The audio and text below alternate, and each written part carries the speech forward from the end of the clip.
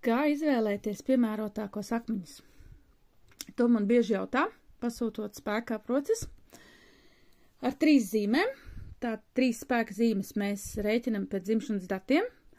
Gara spēka zīme, cilvēka gara spēks, kodols, viņa misija, iekšējā būtība, sūtība.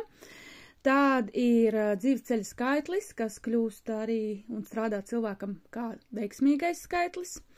Un spēka dzīvnieks pēc austrumu kalendāra, enerģija, gads, caur kuru cilvēks, viņa dvēsele ienāca šajā pasaulē.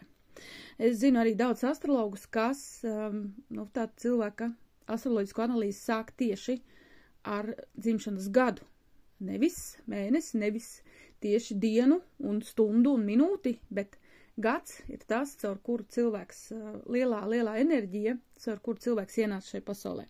Un tas nosaka ļoti lielu daļu viņa raksturu, lielu daļu viņa interešu, lielu daļu viņa stipro pušu, talantu. Tā kā tas ir vērts to uzzināt, un klāt ir arī apraksts. Un tad parasti ir šis jautājums, kurus akmeņus izvēlēties klāt. Tātad, kā jau teicu, ir 2 varianti, kā jau visiem maģiskajiem rīkiem, līdzīgi arī kā kārtis, kad es stāstu, kā izvēlēties piemērotākās. Šie ceļi ir 2 dažādi, un abi ir pareizi.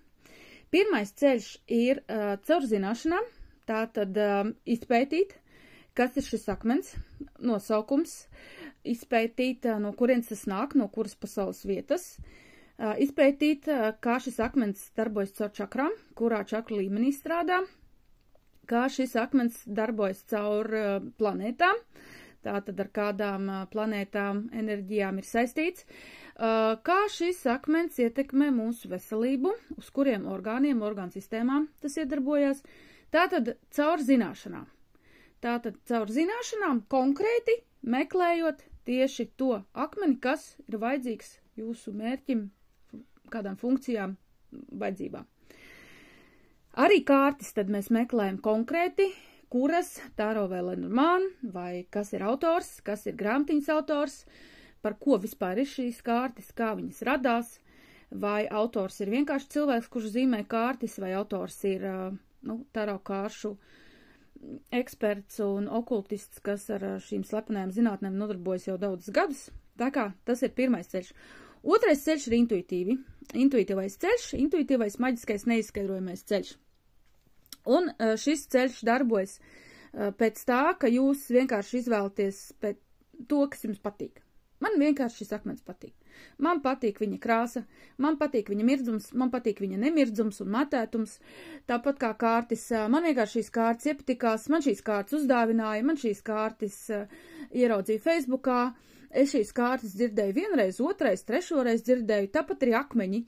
Jūs ieraugat kādam cilvēkam šādu aproci, tad jums kaut kur Facebookā vēlreiz parādās šis akmens, tad jūs kaut kādā video viņu ieraugat, tad jūs ieraugat viņu kaut kur arī kādos videoklipos, kur kārtis liek un domāju, tas ir rozā kvarts vai tas ir ametists.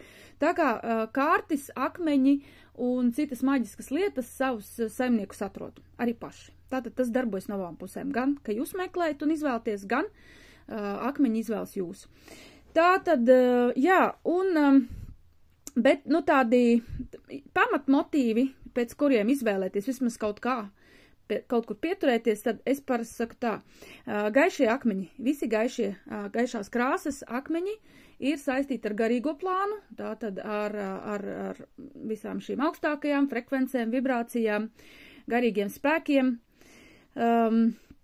celties uz augšu, iegūt mieru, harmoniju, mīlestību, visas šīs augstās lietas, kas ir mūsu dzīvē, mīlestība, pateicība, piedošana, līdzsvars, miers, būt ar sevi, būt ar saviem sarģeņģeļiem, ar augstākiem spēkiem. Tātad visi gaišie akmeņi tie būs tie, kas darbosies arī uz šīm augšējām čakrām. 7. čakra, mēs zinām, ir tāda violetā krāsa, bet arī senos rakstos raksta, ka tur ir arī baltā krāsa. Tātad visi baltie caurspīdīgie kvarci akmeņi saistīti ar 7. čakru, tātad ar mūsu saikni ar visumu, ar kosmosu, universu, radītāju, dievu, mūsu augstāko es, mūsu dievišķo dzirksti, nu, visu, kas ir ārpus nu, mūsu tādas laicīgās dzīves. Un tumšie akmeņi, visi tumšās krāsas akmeņi ir saistīti ar matēriju, ar materiālo pasauli, tāpat kā iņu un jaņ, viens ir melns, viens ir balts, baltais ir garīgais, vīrišķais aspekts, melnais ir sievišķais matērijas aspekts. Un, ja jums dzīvē ir vajadzīga materiāla palīdzība, viss, kas saistīts ar šo taustāmo pasauli, tad izvēlieties tumšākus akmeņus. Ja jums ir vajadzīga aizsardzība, visi tumšie akmeņi fantastiski strādā aizsardzībā. Visi tumšie akmeņi, kā tāda oglīte, izvelk ārā visas negatīvās, nevajadzīgās enerģijas no jums, tās transformē projām. Gan, kas jums pašos sakrājās, jūs emocijas, dusmas, aizvainojumi, gan arī citu cilvēku, varbūt arī kāda skaudīgāka acis vai kāds skarbāks vārds, tas viss ap mums pielīp. Ap mums pa dienu pielīp redzamie netīrumi un ap mums pielīp arī neredzamais smalkais plāns, emocijas, domformas, enerģijas un visas šīs lietas. Un tad jūs varat izvēlēties visus tumšos akmeņus. Ir viens fantastisks akmenis, te man viņš nav, bet ametists strādā visos līmeņos, viņš ir gan tumšs, violets, un viņš ir arī reizē gaišs un pelēks balts, viņam ir šie te ieslēgumi.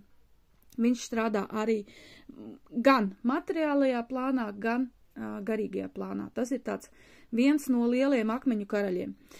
Un par akmeņu izvēli tas būtu arī tas pats svarīgākais. Tālāk jau jūs varat arī par katru akmeni pētīt, lasīt būtiskāko informāciju, kam viņš palīdz, kam viņš nodara. Un jo vairāk jūs par savu akmeni, par savu draugu palīgu zināsiet, jo vairāk jūs no viņa varēsiet izmantot. Ja jūs zinat, ka šis akmens palīdz miegam, izlasat, ka viņš palīdz aizmigt, tad noteikti ņemiet vakarā, jūs uzreiz atverat šī akmeņa spējas un sev dzīvē izmantojat. Ja jūs to nezinat, tad jūs tajā ziņā esat arī, nu, tā kā drusku zaudējat.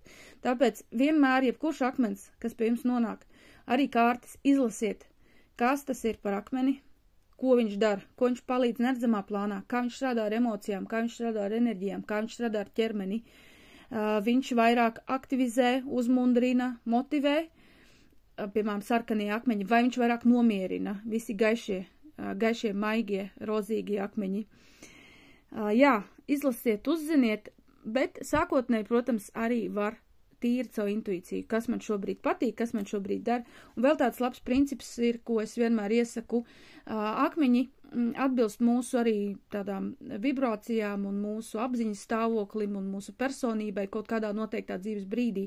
Un tiešām nav brīnums, tieši šodien arī bija tāds jautājums, ka šķiet, ka aprots man vairs tā kā neder, man kaut kā ar viņu vairs nesaskan.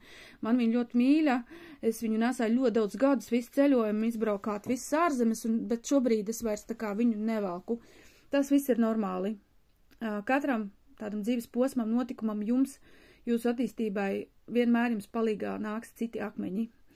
Tāpēc arī droši mainiet. Vienu brīdi nesājiet vienus, vienu brīdi nesājiet citus. Un tīri pēc vajadzības, pēc jušanas. Paņemiet rokās, vai jums gribas vilkt vai nē. Ja pēc kāda brīža vispār akmeņiem ļoti ātri, jā, ar aprots paliek kaut kā nekomfortabli, viņa spiež, lai gan viņa jums ir derējusi un iztaipījusies jau par šiem gadiem, vai viņa kaut kā smaga ļoti, vai kaut kā viņa berzē, vai kaut kā viņa ir pārāk karsta vai pārāk augsta, ļoti ātri ķermenis pasaka, kad šodien nē. Vai vispār šī man arī nepatīk. Arī gada tirdziņos paturiet rokās. Viens ir ar acīm, kad skaisti mirdz un akmens mūs apbur, bet otrs paturiet rokās. Palūdziet pārdevējiem arī, lai jūs varat paturēt, sajust, kā jūsu ķermenis jau āda, jūsu elektromagnētiskie lauki, auras, smalkie ķermeņi, sauc to dažādi, kā viņi noreaģē kontaktā ar šo minerālu. Lai jums izdodās atrast jums piemērotāko akmeni, tas ir ļoti liels draugs, tā ir ļoti liela veiksme un dāvana no dabas. Nu, un arī no neredzamām enerģijām.